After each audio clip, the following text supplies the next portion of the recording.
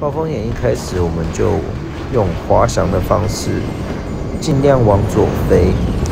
那你往左飞，飞到比较上面的时候，就可以开始往右切，这样你就可以很安全的抵达这里了。耶！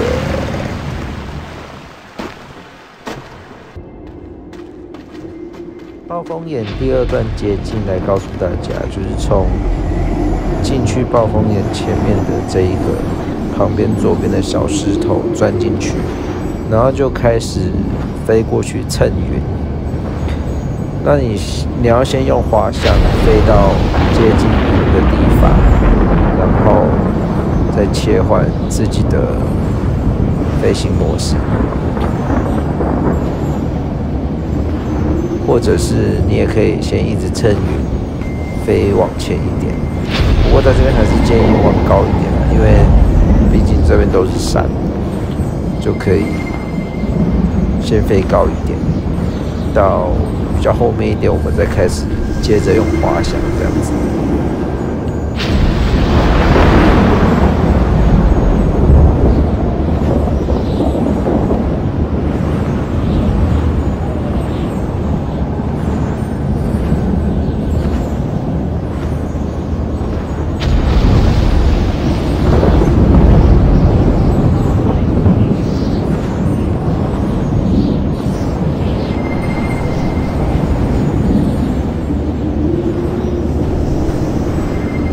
差不多到这边的时候，我们就可以切换滑翔模式，然后你就可以往那个光撞进去。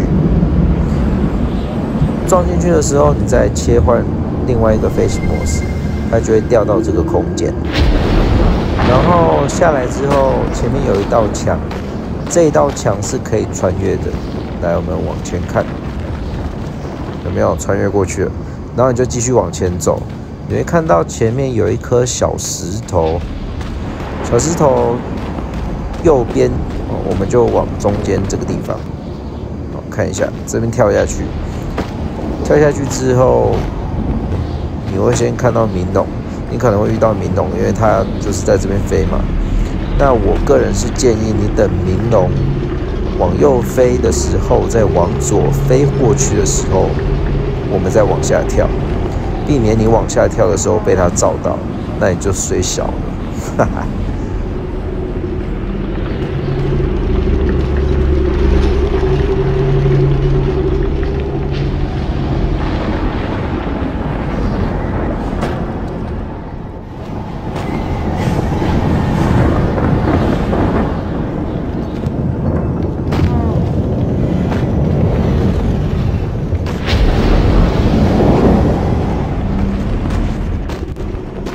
OK， 好了，成功抵达，耶！